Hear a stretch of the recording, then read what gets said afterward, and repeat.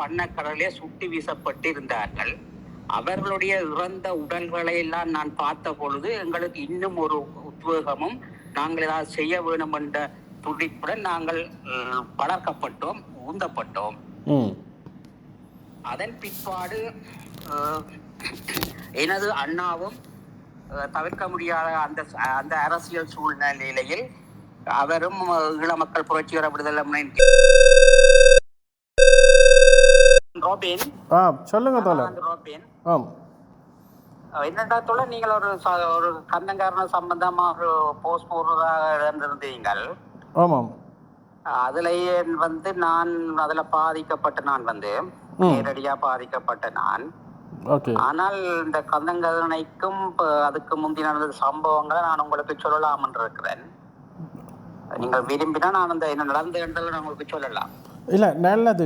நாங்கள் அதை விரும்புகிறோம். என்னென்னா இப்போ நானும் இந்த உள்நாட்டு எங்களுடைய இந்த 30 வருட யுத்தத்துக்கான உண்மையான காரணம், real root cause of the conflict என்னென்று ஒரு புத்தகம் ஒன்று எழுதி கொண்டிருக்கிறேன். மற்றது நிறைய வரலாற்று தகவல்கள் பலரும் தங்கள் சார்ந்த குழுக்களுக்கு ஆதரவாகத்தான் வெளியில் விட்டுருக்கிறோம். யாராவது ஒரு ஆள் நடந்த விவரங்களை உண்மைகளை வெளியில் பேசுவாராக இருந்தால் எதிர்வருங்கால சந்ததிக்கு இது ஒரு ஆவணமாக, வரலாற்று ஆவணமாக இருக்கும். நீங்கள் சொல்லலாம், எந்த தடையும் இல்லை. நான் பதிவு செய்கிறேன். இதையா தோழர், நீங்கள் பதிவு செய்யலாம். தோழரை, நான் மானிப்பாய் நவாலியை சேர்ந்த நான். எனது அப்பாண்ட பேர் முடியப்பு. அவர் மானிப்பாயில் டீச்சராக இருந்தவர். அதோட எங்களோட அப்பாண்ட தம்பியார் ஆரோக்கியனான் என்று சொல்லி அவர் ஒரு டாக்ஸி வச்சிருந்து பல பேருக்கு முன்மாதிரியாக நடந்து கொண்டவர்.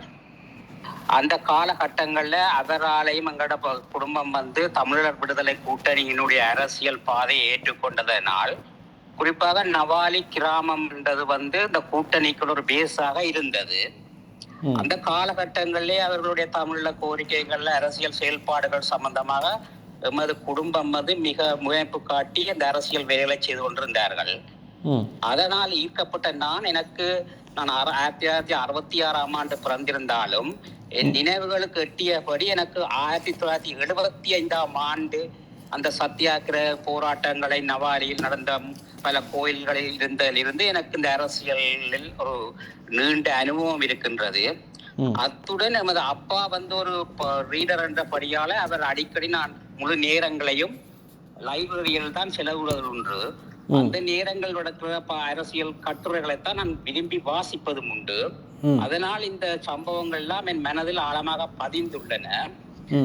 அன்றைக்கு ஸ்ரீலங்கா அரசாங்கத்தை இவர்கள் தமிழர் விடுதலை கூட்டணியினர் தங்களுடைய அரசியல் நலன்களுக்காக அன்றைக்கு நடந்த அரச கருமங்களை அவர்கள் ஒரு வித்தியாசமான ஒடுக்குமுறையாக எங்களுக்கு காட்டி அவர்கள் எங்களை தவறான வழியில இட்டு சென்று விட்டார்கள். ஆனால் அது இப்போதான் எங்களுக்கு விளங்குதோழி, அன்றைக்கு எங்களுக்கு அது விளங்கவில்லை.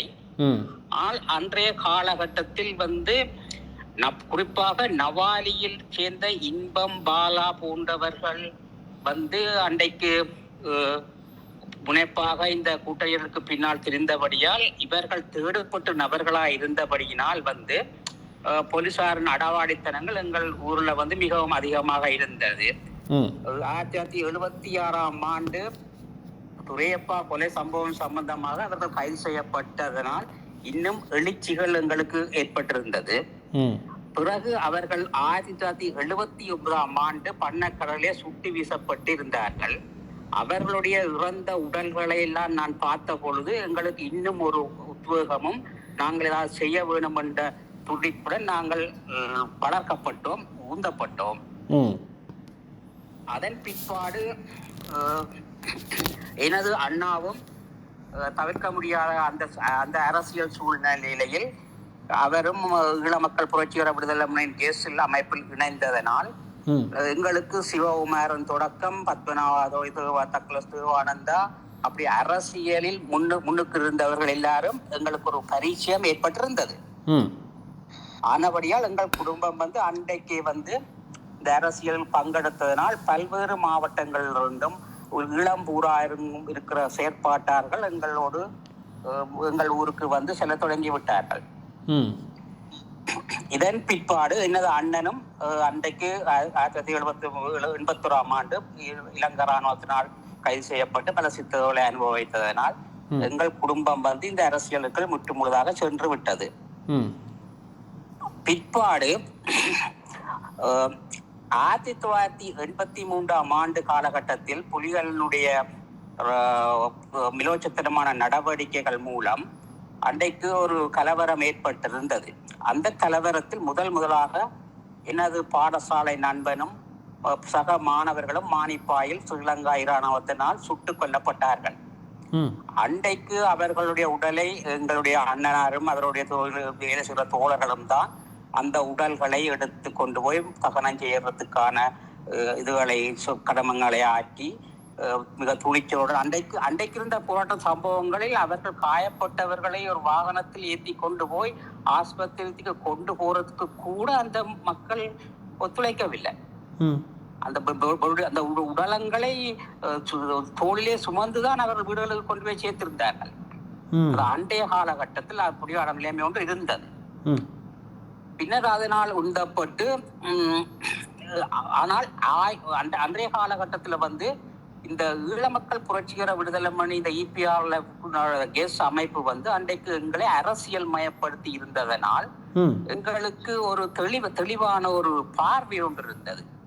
எது சரி எது பிழை என்னத்து நாங்க செய்ய வேணும் இந்த போராட்டத்துக்கு என்ற ஒரு தெளிவு ஒன்று எங்களுக்கு அன்றைக்கு இருந்தது.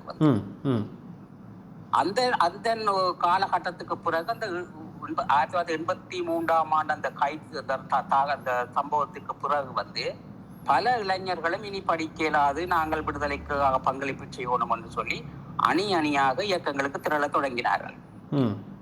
அன்றைக்கு நாங்கள் படித்திருந்த மானிப்பா இந்து கல்லூரியிலே மானிப்பா இந்து கல்லூரி ஹாஸ்டல்ல வந்து தமிழீழ விடுதலை இயக்கம், தமிழீழ விடுதலை புலிகள், ஈழ மக்கள் புரட்சிகர மொழி எல்லா இயக்கங்களும் நபர்களும் அந்த மானிப்பாய் அந்த ரோட்டில் வீதியிலே தான் செயற்பட்டு கொண்டிருந்தார்கள்.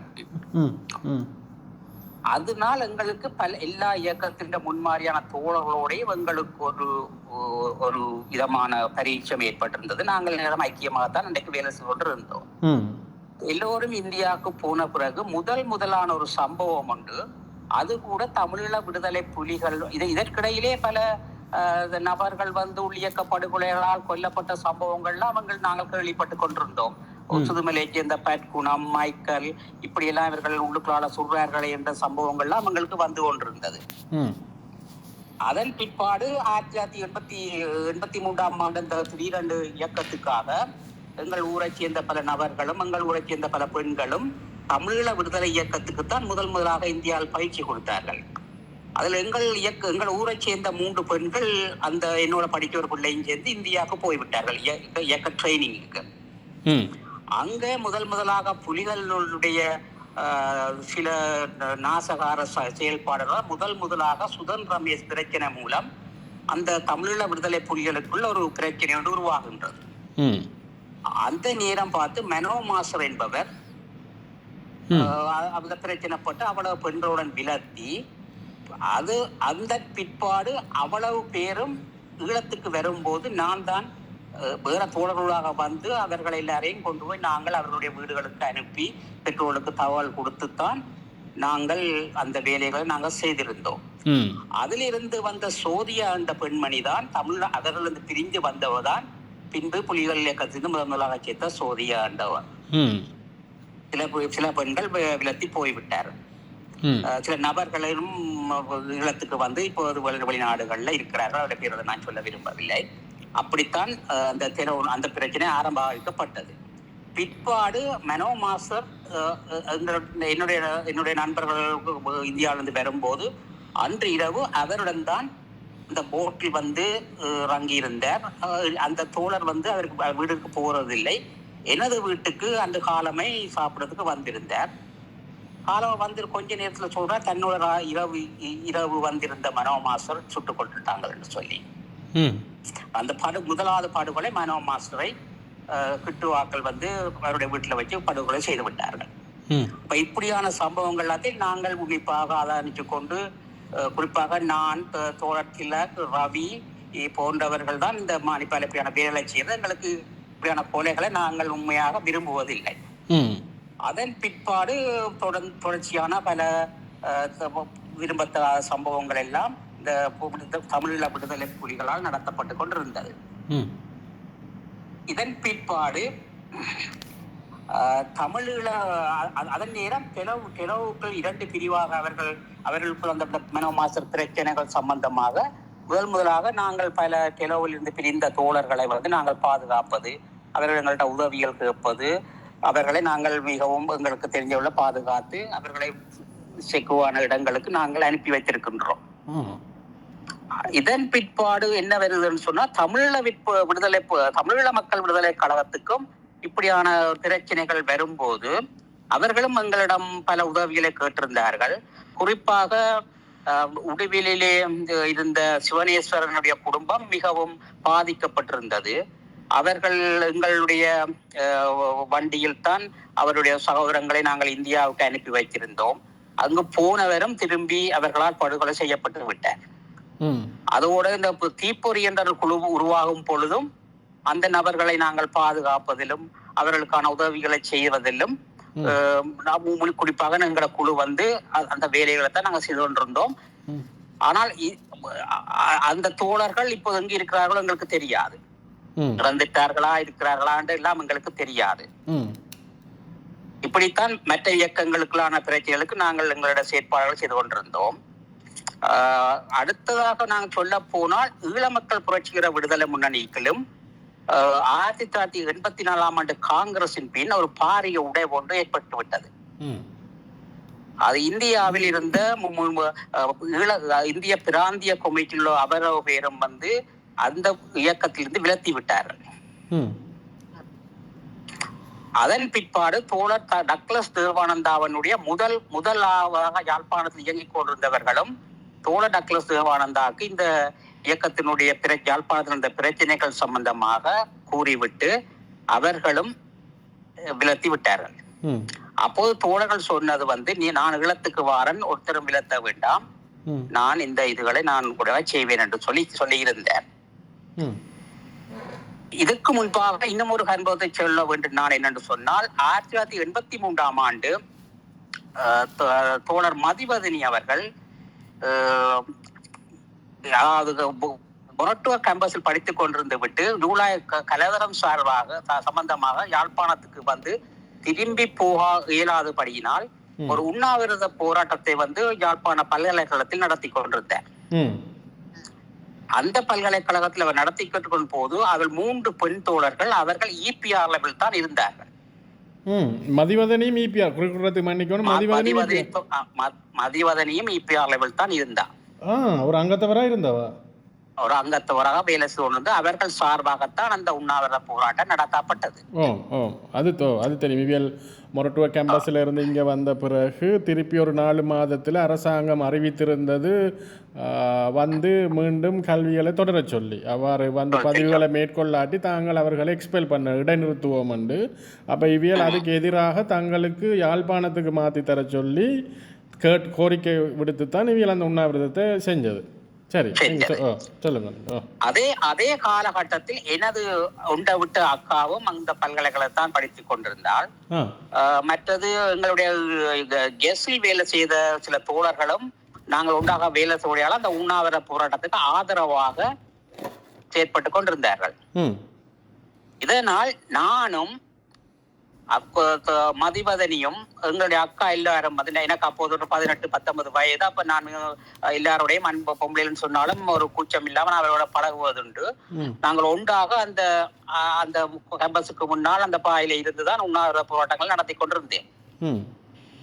ஒரு 7 மணி போல நான் வீட்டுக்கு திரும்பி விட்டேன். அடுத்த நாள் விடிய அதாவது எங்களுடைய ராணுவ பிரிவினுடைய அன்றைக்கு எல்லோருக்கும் தெரியாது எங்களுக்கு ஒரு ராணுவ பிரிவு இருந்ததுன்னு சொல்லி ராணுவ பிரிவில் உள்ள அங்கம் வைக்கும் ஒரு நபர் என்னிடம் தொடர்பு கொண்டார். மதவேதனியாக்கள் இரவு கடத்தப்பட்டு விட்டார்கள்.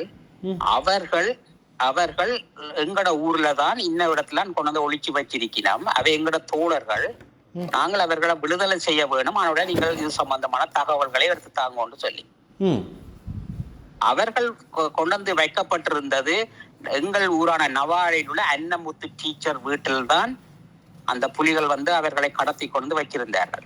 நவாலி தெற்கை சேர்ந்த அன்னமுத்து டீச்சர் வீட்டுல அந்த மதிவதனி முதலாக கடத்தி கொண்டு வச்சிருந்தார்கள். அப்போ எனக்கு அவ தெரியும் என்றபடியாலும் அவ இந்த அந்த வயதுல எனக்கு நான் அதை பார்த்தது வந்து அவ எனக்கு தெரியாது. அவ இப்படி எல்லாம் போவான்னு எனக்கு தெரியாது. கடத்தி கொண்டு போயிட்டாங்களே அவ உந்து சக்தியா அவ காப்பாற்ற உணவு என்ற உலகத்திலே அந்த சின்ன வயதிலே நான் இப்போ இந்த இவ வந்து வீட்டுக்கு பண்றதுக்கான 10-15 தரம் அந்த வீட்டை சுத்தி நான் சுத்தி திரிகிறேன். எனக்கு தெரியாது அவங்க என்ன சொல்லுவாங்கன்னு சொல்லி. அப்ப நான் சுத்தி திரிந்துதான் அதை பார்த்து இருந்தது. அதுல இருந்த புலி போராளிகள் வந்து அவங்களோட வேலை செய்ற தோழர் தான். அவ விட்டு சொன்னா ரோபின் இதாலை நீ போனா நான் சுடுவேன் என்று சொல்லுங்கன்னு சொல்லி சொன்னபடினால் நான் அந்த இடத்துக்கு போவதை நிறுத்தி விட்டேன். அதை பிற்பாடு அவர்கள் இந்தியாவுக்கு கொண்டு போட்டார்கள். அதற்கு பிற்பாடுதான் பிறவாறு கதைகள் அதெல்லாம் பெருகுது. அதுக்கு அவ வந்து அந்த நேரம் எனக்கு தெரியாது. ஆனா அதை நான் அந்த நேரம் நான் கேள்விப்பட்டேன். அவருக்கு ஒரு காதலன் இருந்தவர் டெலோகாரன் என்று சொல்லிலாம் நான் கேள்விப்பட்டேன். அதன் உண்மை கோயில் வரலாறுகள் எனக்கு தெரியாது. அதன் பிற்பாடு பல முயற்சிகள், அதாவது அன்றைக்கு அங்கே போயிருந்த இபிஆர்ல தோழரால பல முயற்சிகள் எடுக்கப்பட்டது அந்த தோழர்களை விடுவிப்பதற்காக. ஆனால் அது அது பேச்சுவார்த்தைகள் பிரச்சனைப்பட்டு பிறகு அது பிரச்சனைகள் வேற மாதிரி போய்விட்டது. அதில் அவரோட உண்ணாவிரம் இருந்த இன்னும் ஒரு பெண் தோழர் வந்து கனடாவில் தான் இருக்கின்றா. அதுல அவையோட 4 பேர் மதிவதனி, வினோஜா, ஜெயா, லலிதா. சரியா? சொல்லுங்க. ஆமா. நம்மளால அந்த சம்பவம் அப்படியே நடந்தப்பட்டதா. அப்ப இதால எனக்கும் புலிகளுக்கும் இடையிலான அந்த முரண்பாடு அன்றைக்கு தான் ஸ்டார்ட் பண்ணப்படுகிறது வந்து. இதன் பிற்பாடு வந்து அங்க இந்தியாவிலுடைய என்னுடைய அண்ணன் தோழர் ரமேஷாக்களுக்கும் வந்து நாவானுடைய தலைமைகள் இவர்கள் விரும்பாதபடியினால் வந்து அந்த பிரச்சனைகளை வந்து விரும்பாதபடியால் இவர்களும் ஒதுங்கி போற ஒரு சூழ்நிலையில் தான் அன்றைக்கு இருந்தார்கள். அப்போது தோழர் டக்ளஸ் சொன்னார், இல்ல நீங்கள் ஒதுங்கி போக வேண்டாம், ஈழத்துக்கு நீங்கள் வாங்க, நாங்கள் எல்லாரும் வேலை செய்வோம், இந்த பிரச்சனைகளை நாங்கள் தீர்க்கலாம் என்ற ஒரு கருத்துப்பாடு தான் அவர்கள் பின்பு ஈழத்துக்கு திரும்பி வாரார்கள். இப்படி ஈழத்துக்கு திரும்பி வந்த பொழுதிலே அண்டைய சூழ்நிலையில் வந்து இயக்கம் பெருசாக வளர்ந்து விட்டது. அப்போ நடக்கின்ற பிரச்சனைகளுக்கு வந்து எங்களோட உள்ளுக்குள்ள இயக்கங்களுக்குள்ளேயும் வர பிரச்சனைகள் அதன் சம்பந்தமாக என்னை வந்து ஈழ மக்கள் புரட்சி முன்னேற்ற உளவு பிரிவு ஒன்று இருந்தது. அதை கொள்வார்கள் மேப் என்று சொல்லுவார்கள், மக்கள் ஆய்வு பிரிவு. அந்த மக்கள் ஆய்வு பிரிவில் உள்ள ராஃபிக் மூலமாக நான் அந்த அமைப்புக்குள் உள்வாங்கப்பட்டேன்.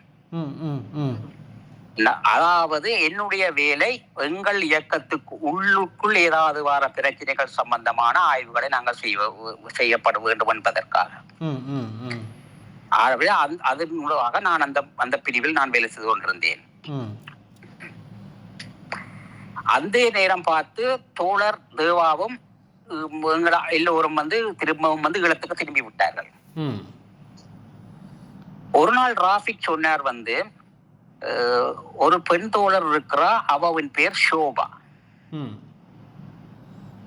அவ வந்து நாங்க இந்த தோழர் வந்து 3 பாஷை நல்லா கலைக்கக்கூடியவர். அவ வந்து நாங்கள் பாதுகாக்க வேணும். ஆனால் அன்றைக்கு ஒரு பிரச்சனை நடந்தவன் என்று சொன்னால் இந்த தோழர் வந்து மிகவும் துடிப்பு மிக்க தோழர். அன்றைய காலகட்டங்கள் ஆயுதங்களும் வந்து விட்டது. அவ வந்து கொழும்புல இருந்து வந்தபடியால வந்து ஜீன்ஸ் தான் போடுவான். அவர்கள் மோட்டார் பைக்கில் இருந்து எல்லாம் ஓடி திரியும் பொழுது புலிகளாலும் வேறு திட்டமிட்ட பிரச்சாரங்களாலும் வந்து ஒரு வித்தியாசமான ஒரு கதைகளை அவர் அந்த யாழ்ப்பாண மாவட்டங்களே பரப்ப தொடங்கி விட்டார்கள். இப்படி பொம்பளை பிள்ளைலாம் இப்படி எல்லாம் ஓடி திரியுதுன்னு சொல்லி ஒரு குதர்க்கமான ஒரு வித்தியாசமான கதையை கதைக்க வழிக்கிட்டபடியால அவர்கிட்ட நாங்கள் அவ பாதுகாக்கணும்ன்றதுக்காக அவ வந்து என் பாதுகாப்பில் வந்து தோழர் சோபா வந்து நான் எனக்குள்ளே பாதுகாத்து வச்சிருக்கும்படி தோழர் ராஃபிக்கால் என்னிடம் அனுப்பப்பட்டான். அப்போது நான் நான் பாதுகாக்கிறேன்னு சொன்னால் அவ சில வழிமாட்டவங்களுக்கு வேற ரகசிய வேலைகளுக்கு அனுப்புவபடியால எங்கள் தோழர்களுக்கு நான் காட்ட முடியாது. எங்களோட வீட்டுல இன்னொரு தோழர்களும் வந்து போகிறபடியால நான் இன்னொரு உறவினர் வீட்டை தான் அவ கொண்டே வச்சிருந்தேன். அது 2 கிழமை வந்து அவ அப்படி காத்துல சுத்தி திரிஞ்ச ஒரு பிள்ளைய வந்து நாங்கள் தனியா கொண்டு ஒரு கிராமத்துக்கு விட்டபடியால வந்து அவ கொஞ்சம் தனிமைப்பட்டு அங்க இருக்கையிலாம போய்விட்டது. இந்த காலகட்டத்தில் திருப்பி நான் அவவே வைக்க இடம் இல்லாமல் என் வீட்டிலே கூட்டி கொண்டு வந்து வச்சிருந்தேன். அந்த என் வீட்டுல வச்சிருந்தாலும் அடிக்கடி வேற தோழர்கள் எல்லாரும் விரைக்கல அவ சொல்றது நான் நீங்கள் யாரும் தோழர்கள் வந்தால் அரைக்கவே இருங்கோன்னு சொல்லி. ஏன்னு சொன்னா அந்த நேரம் வந்து முழுமையான ஒரு கட்டுப்பாட்டுக்குள்ள யாழ்ப்பாணம் வேற விளையாமி அப்பவும் வேற ஆமிதண்டெல்லாம் அப்ப வேற வேலைகளுக்கு பாய்க்க முடியாது. அப்படி ஒரு நான் போட்டபடியால அவ அதை அனுசரித்து போயிருந்தா. ஆனா திடீரென்று அவருக்கு நான் அப்படி கட்டுப்பாடுகளை போட்டபடியால அவருக்கு ஒரு விரத்தமும் வேற தொடங்கி விட்டது. காய்ச்சல் எல்லாம் வந்து விரதம் வந்து தொடங்கிட்டது. இந்த காலப்பகுதியில தான் டக்ளஸ் தேவானந்தா வந்து ஈழத்துக்கு வந்திருந்தபடியால நான் டாக்டர் எனக்கு அட்வைஸ் பண்ணியிருந்தார், நீங்கள் இவருடைய சொந்தக்கார ஆக்களோட தோழரை கொண்டே நீங்க விடுங்கோன்னு சொல்லி. அவ பராமரிக்க வேணும் என்று அவர் தனிமையால இப்படி நாங்களும் கொஞ்சம் கட்டுப்பாடுகளை போட்டதால அந்த வயதிலே அவருக்கு அப்படி ஒரு தனிமையால இருக்கிறா. அப்படியால அவ கொண்டே நீங்கள் சொந்தக்காரோட விடுங்கன்றத நான் தோழர் டக்ளஸ் தேவானந்தாவை தொடர்பு கொண்டு தோழர் மதிவ அவ கொண்டு போய் சோபாவை கொண்டு போய் நான் அவரிடம் ஒப்படைத்து விட்டேன். அப்ப தோழருடைய பாதுகாப்பில் அவ போன பிறகு மிகவும் சந்தோஷமாக தோழருடைய வாகனங்கள்ல ஆயுதங்களோடையும் அந்த வெறி இருந்து அவருக்கு தான் ஒரு போராளியா வர வேணும், தனக்கு கிடைச்சது திருப்பவும் கிடைத்ததுன்னு சொல்லி மிகவும் சந்தோஷமாக திரிஞ்சா வந்து மிகவும் சந்தோஷமா தோழரோட இருந்தவ வந்து. அதன் பிற்பாடுதான் அவ இந்த கார்நகர் தாக்குதல்லே சோபா வந்து இறந்துட்டா. அவ ஒரு முக்கியமான ஒரு முதல் பெண் போராளியாகத்தான் அந்த இதுல சேர்த்திருக்கிறா வந்து. ஆனா அதையும் நான் உங்களுக்கு சொல்லி இருக்கின்றேன். இதே காலகட்ட பகுதியில வந்து நாங்கள் வேலை செய்து கொண்டிருக்கும் போது பல அதாவது மத்திய குழு உறுப்பினர்களுக்குள் கூட்டங்களுக்கு எல்லாம் வந்து இபிஆர்ல ரெண்டு பிரிவாகத்தான் இயங்கிக் கொண்டிருந்தார்கள். பிரச்சனைகள் தீர்க்கப்படும் என்ற முன்னறிவித்தலுடன் பல பல வேலைப்பாடுகள் நடத்தப்பட்டு கொண்டிருந்தன. ஒன்றுக்கும் தீர்வுகள் ஏற்படவில்லை. ஆனாலும் வேலைகளை தோழர் டக்ளஸ் தேவானந்தாவுடைய தலைமையிலே இளமணி தோழர், ரமேஷ் தோழர், மற்ற பிராந்திய கமிட்டிகள் எல்லாம் வந்து உற்சாகமாக வேலைகளை நகர்த்தி கொண்டிருக்கிறார்கள் வந்து. இந்த காலகட்டத்தில தான் இப்படிலாம் செய்து கொண்டிருக்கும் போது தோழர் தேவா வந்து இந்தியாவுக்கு போய் இந்த பிரச்சனையை தீர்ப்பதற்கான முயற்சியையும் எடுத்துக் கொண்டிருக்கிறார். இந்த காலப்பகுதியில வந்து அன்றைக்கு 1986 ஏப்ரல் மாதம் தமிழீழ விடுதலை புலிகளால ஒரு அறிவித்தல் ஒன்று கொடுக்கப்படுறது, நாங்கள் டெலோவை இன்று தடை செய்கின்றோம் என்று சொல்லி. பரவலாக சைக்கிள்களையும் ஆயுதங்களோடு ஏற்றுக்கொண்டு மானிப்பாய் வீதிகளிலே டெலோ கேம்புகளுக்கு எல்லாம் சுட்டு படுகொலை செய்து கொண்டு திரிந்தார்கள் வந்து. அவர்கள் போய் சுட்டு படுகொலை செய்த பிறகு நாங்கள் போய் அந்த ஆட்களை காப்பாற்றி கொண்டு போய் மானிப்பாய் ஜெனரல் ஹாஸ்பிட்டல்ல சேர்த்திருக்கிறோம். அப்படி குட்டீராக்கள் அந்த தோழர்கள் எல்லோரும் நாங்கள் முடிந்தமான வர நாங்கள் அவர்களை காப்பாற்றி இருக்கிறோம். தோழர் டக்ளஸ் தேவானந்தாவினுடைய PLA தோழர்களும் பல உறுப்பினர்களை தங்கள் முகாம்களுக்குள் கொண்டு வைத்திருந்தால் பாதுகாத்திருந்தார்கள். அந்த 3 நாளும் நாங்கள் சரியான கணக்க வேலைகளை அன்றைக்கு செய்திருந்தோம் வந்து. அப்ப குறுக்குறது மன்னிக்கணும். அப்ப முதல்ல புலிகள் தடை செய்தது டெலோவை மட்டும்தானா? உங்களை இபிஆர்ல மற்ற இயக்கங்களே இல்லையா? இல்ல முதலாக வந்து அவ டெலோவை தான் தடை செய்யணும் வந்து. அப்ப நீங்க அலர்ட் ஆகல அடுத்த உங்களை டார்கெட் பண்ணுவாங்க. எங்களுக்கு அந்த நேரம் வந்து தோழர் தேவா அங்க இருந்தபடியால நாங்கள் தோழர்கள் கூட இருந்தவங்க அந்த சிச்சுவேஷன்ல நாங்கள் வந்தாலும் நாங்க அடிக்கலாம்ன்ற ஒரு மனதுடையோட நாங்க இருந்தோம். தலைமையில வந்து அந்த தேவா தோழர் இருக்கிறபடியால கேம்புகளுக்குள்ள ஆயுதங்கள் இருக்குது, எங்களால அடிக்க முடியும்ன்ற ஒரு பலம் உண்டு. அது எங்கள்கிட்ட இருந்தது. ஆனா நீங்க வலிந்து அடிக்க முயற்சிக்கல, நீங்க வலிந்து தாக்குதல் முடிக்கல. ஆனா அந்த மனோபலம் அன்றைக்கு அடிக்கல நாங்களும் செய்யலாம், எங்கள்கிட்ட வந்தா நாங்க அடிக்கக்கூடிய அப்படின்றதுக்கு ஒரு பலம் இருந்தது வந்து. ஆனா நீங்க இதை பகிரங்கமா கண்டிச்ச நீங்களா இப்படி செய்யணும்ன்றது? அதான் அந்த அண்டைக்கு வந்து இவர்கள் அது செய்த உடனே வந்து அண்டைக்கு என்னென்று சொன்னால் இதுக்கு முதல் தோழர் டக்ளஸ் தேவானந்தா வந்து முதலாக வந்து இவர் தோழர் வந்து நாவாட்டை சந்திக்க போகும் முதல் அவர்கிட்ட போட் வந்து ஓவர்லோட் ஆகி போய் கடலுக்குள்ள தோழர்களோட தோழர் டக்ளஸ் கடல்ல பெரிய ஒரு அனர்த்தம் ஒன்று ஏற்படுது. அதுல போனதுல 7 தோழர்கள் வந்து கடலுக்கு செத்துட்டார்கள் வந்து. அதுல மிக மயிரிலே தான் தோழர் தப்பினவர் வந்து. அப்ப அதுக்கு வந்து நாங்கள் சில பல பேருக்கு சவப்பட்டியல் எடுத்து வேண்டி வச்சிருந்தோம் நாங்கள். அப்ப அந்த சவப்பட்டியலை தான் நாங்க அப்புறம் கிலோ அடிச்ச மூட்டம் அந்த சவப்பட்டியை வைத்தியும் கொண்டு மானிப்பால இருந்து கண்டிச்சு நாங்கள் ஒரு ஊர்வலம் ஒன்று செய்த நாங்கள். அதோட இன்னொரு கதையை நான் அதுல சொல்லணும் வந்து, அன்றைய காலகட்டத்துல வந்து தோழர் ஸ்ரீசபாரத்தினம் சுட்டுக் கொல்லப்பட்ட பொழுது அன்று இரவு நாங்கள் ஆயுதங்களை கொண்டு திரிவதில்லை, நாங்கள் அரசியல் வேலைதான் செய்வது. ஆனால் இந்த மானிப்ப நவாலி பறந்த எல்லா இடங்களும் நாங்கள் தோரணங்களை கட்டி ஒரு அஞ்சலியை தெரிவித்திருந்தோம்.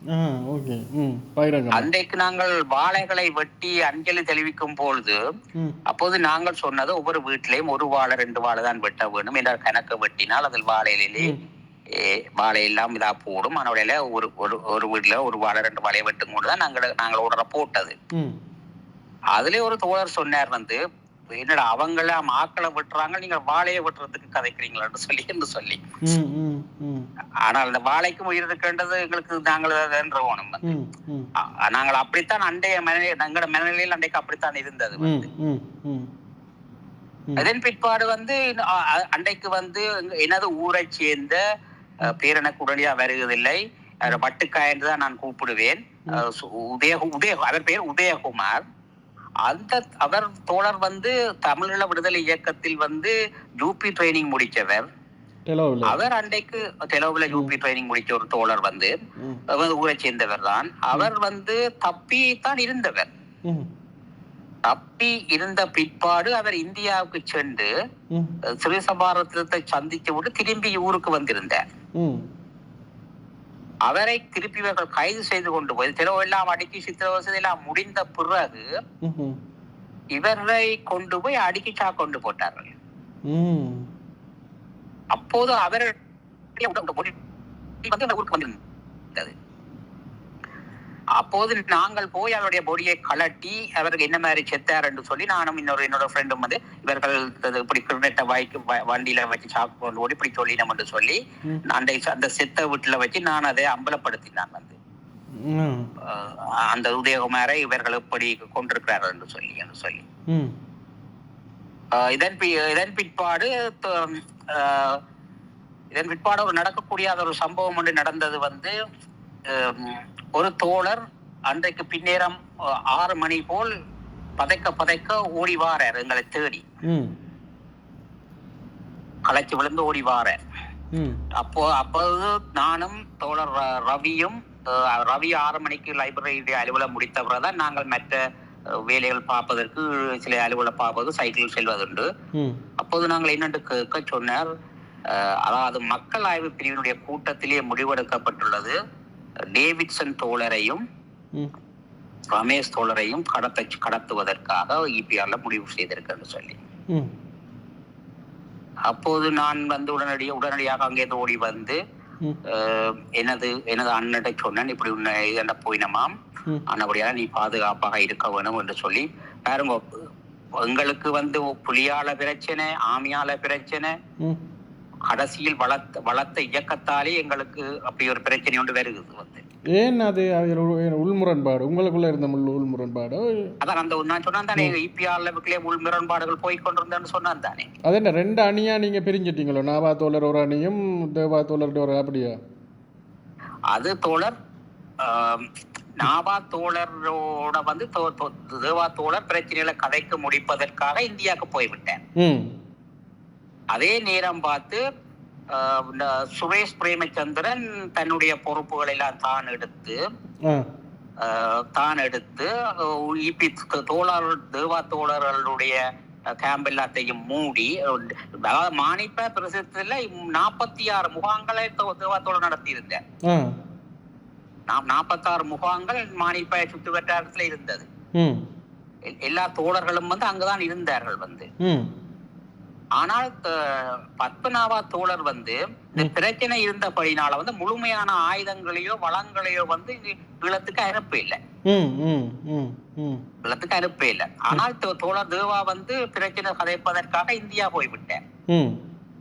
இந்த நேரம் பார்த்து அங்கால புலியும் கை வைக்க வலிக்கிறது. இங்கால சுரேஷ் பிரேமச்சந்திரன் வந்து தன்னுடைய கைக்குள் தன் ஆதிக்கத்தை எடுத்து தான் ஒரு தலைவனா வர வேணும் என்று சொல்லி அது வேலை செய்தாத்தானே தோழர் ஆட்டோமேட்டிக்கா கூட கையில பொறுப்புகள் போய் சேரும்.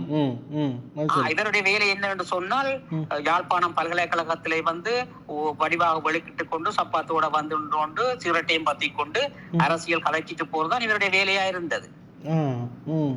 மற்றவன் சாப்பிட்டானா, மற்றவன் காசு இருக்கா, முகாங்கள்ல என்ன மாதிரி சாப்பிடுறார்கள் சொல்லி யார் பார்த்தது? அந்த தோழர்களை வளர்த்துறதுக்கு யார் பார்த்தது? எங்க இருந்து காசு வரும்?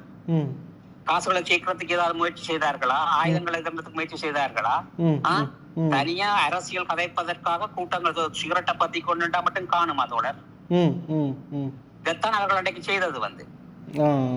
அப்ப சுரேஷ் அணி அப்பவே பிரிஞ்சிட்டது. அப்படி சுரேஷ் தான் 1984 அது பிரிக்கப்பட்டு விட்டது. ஆனால் வெளியில தெரியாது. என்றால் நாங்கள் வளர்த்த இயக்கம் ஸ்ட்ராங்கான இது கட்டி வளர்த்தபடியால் இதை ஒரு சரியான சித்துக்கு போக வேண்டும் என்ற இதுல அந்த நம்பிக்கையின் அடிப்படையில் தோழர்கள் வேலை செய்து கொண்டிருந்தார்கள். தோழர் தேவாவை நம்பி தோழர் தேவா பிரச்சனையை தீர்த்து கொண்டு வேற ஒரு இதுலதான் அந்த அண்டைக்கு அதை ஓடிக்கொண்டிருந்தது. தோழர் மேட்ட குறுக்கிறது பண்ணீங்க என்ன இப்ப நாவா தோழர்ட படுகொலைக்கு பின்னாலேயும் சுரேஷ் பிரேமச்சந்திரன் கரங்கள் இருப்பதாக அல்லது காட்டி கொடுப்பு இருப்பதாக ஒரு பேச்சொண்டு இப்ப மத்தியில இன்னும் இருக்குது. எனக்கு அது தெரியல. ஒரு கட்டத்துல தோழர் சுரேஷ் சொல்லி இருக்கிறார் வந்து என்ன நாவாதான் இப்போவும் தலைவன் ஒண்ணும் கதைக்கு இருக்கிறார். என்ன அது உண்மையா? இப்ப அவர் அந்த கூட்டத்துக்கு போகும் தோழர் அது 100% நடந்து முடிஞ்ச சம்பவங்களை பாருங்க. இன்றைக்கு நீ போய் நாபாவும் செத்த தோழர்களுக்கு நீ அஞ்சலி செலுத்தாம திலீவனுக்கு போய் மாலை போடுறதானே? அதுதானே தோழர். அது எந்த மாதிரியான ஒரு அறமாக இருக்குமென்றுதான் நாங்கள் அது எப்படி அது தன்னுடைய சாப்பாடு போட்டியா அல்லது புலிகளால தடை செய்யப்பட்டு போன இந்தியராமி வந்த பிரச்சனைக்கு பிறகு வந்து அவர்களுக்கு சாப்பாடு போட்டியா? நீ என்ன செய்திருக்கிற? நாவானுடைய பணத்தை மனுஷிட்டேருந்து பறிச்சு கொண்டானே ஓடி இருக்கிற. அப்ப அந்த குற்றச்சாட்டும் இருக்குது. விபிஆர்எல்எஃப்ல இருந்த சொத்து பத்துகள் அவையோட இதுகள் பணம் பொருளாதாரம் எல்லாத்தையும் கைப்பற்றத்துக்காக நாவா தோழரை இவர் காட்டி கொடுத்ததாகவும் அதுக்கு பிறகு இவர் அதை வளைச்சு போட்டு கொண்டதாகவும் கூட இன்னும் இருக்குது. ஆனால் அவற்றை செயல்பாடுகள் நீங்கள் சொன்ன மாதிரி இப்போ ஒரு அமைப்பில் இருந்து அந்த அமைப்பையே இன்னொரு அமைப்பு கொள்ளுது. அதாவது புலிகள் விபிஆர்எல்எஃப் தேடி வேட்டையாடி கொலை செய்து போட்ட பிறகு அவர்களுக்கு ஒரு அஞ்சலி செலுத்தவோ நினைவேந்தவோ பகிரங்கமாக அதை பேசவோ முடியாத சுரேஷ் பிரேமச்சந்திரன் திலீவனுக்கு போய் மாலை போடுறது எவ்வாறு ஒரு தார்மீக அறமாக இருக்கு? தோழர் சின்னவன் பல தோழர்களுடைய மனைவிமார்கள் என்ன மாதிரி அவருடைய குடும்பங்கள் நடத்துகிறார்கள். இதற்கு யாராவது போட்டார்களா? பெரிய விடுதலை இயக்கம் நான் தான் தலைவன் இருக்கிறாய். ஒரு முகாமுக்கு சாப்பாடு போட்டியா? நீ தலைவனா? உனக்கு என்னதுதான் கண்ணா கண்டு அன்று நாங்கள் பார்த்த சம்பவங்கள் தோழர். ஒருவனுக்கு நீ ஒரு விடுதலை போராட்ட தலைவர்னு சொன்னா ஒருவனுக்கு ஒரு தேர்தணி பண்ணி கொடுத்திருப்பியா? என்னோட தலைவர் சொல்ல முடியும்?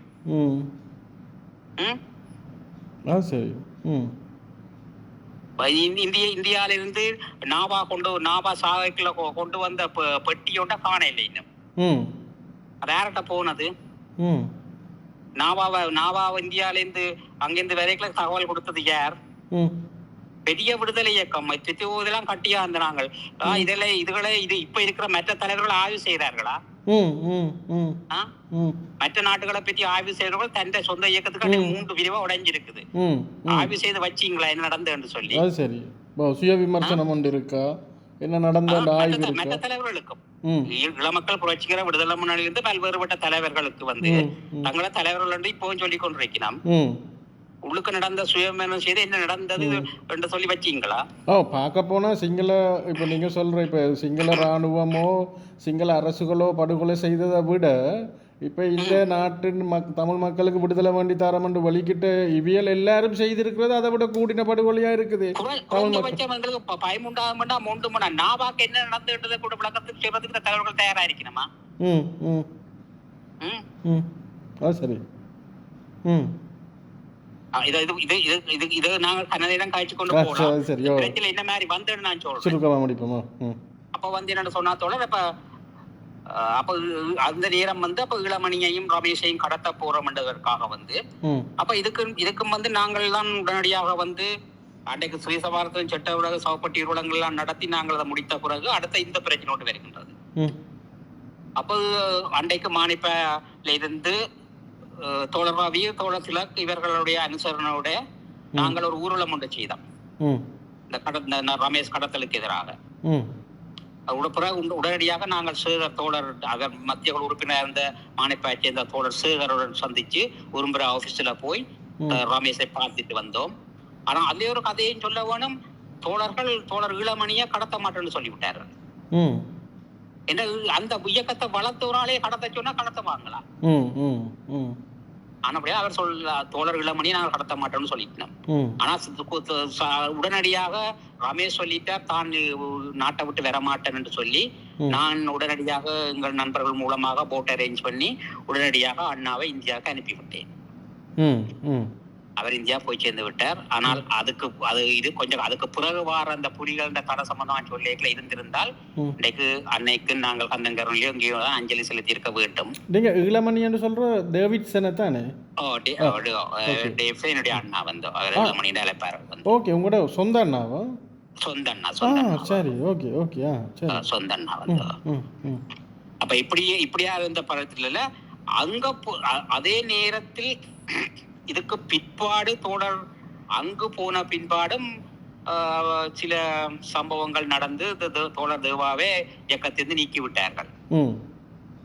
அதன் பிற்பாடு அந்த சூளமட்டு சம்பவங்களும் உங்களுக்கு தெரியும். அதுவும் எல்லாம் இபிஆருடைய பின்னான ஒரு பொறியால தான் அந்த சம்பவங்களும் நடத்தப்பட்டது. இந்த சம்பவங்கள் எல்லாம் புலிகளுக்கு தெரிந்தபடியினால் அவர்கள் இபிஆரை நோக்கி தங்களுடைய செயற்பாடுகளுக்காக வந்து கொண்டிருக்கிறார்கள். துப்பாக்கியை திருப்பினார். இதில் இருந்து நான் உங்களுக்கு கந்தன்கருணையில நடந்தது அந்த படுகொலை சம்பந்தமாக நாங்க மேற்கொண்டு அடுத்த ஒரு பதிவில நான் கதைக்கலாம். ஏதாவது கேள்விகள் இருந்தால் நீங்க என்னட்ட கேட்கலாம். இல்லை, இது நாங்கள் இப்போ ஒரு 40 நிமிஷத்துக்கிட்ட காய்ச்சி கொண்டு வந்துட்டோம். மிச்சத்தை நாங்கள் அப்படின்னா நாளைக்கு தொடருவோம். என்னென்னா இந்த பதிவை நாங்கள் வெளியிடக்குள்ள ஆகலும் கூட போனால் சனத்துக்கு கேட்காது. இது சனம்ன்றதை விட உண்மையிலே நிறைய இளைஞர்கள் இப்போ பல்கலைக்கழக மாணவர்கள் பல பேர் என்னோட தொடர்பில் இது சம்பந்தமாக ஆய்வு செய்கிறார்கள் இருக்கணும், எழுதுகிறார்கள் இருக்கணும்.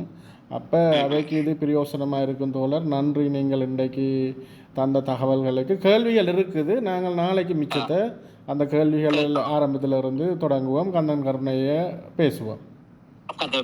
நன்றி.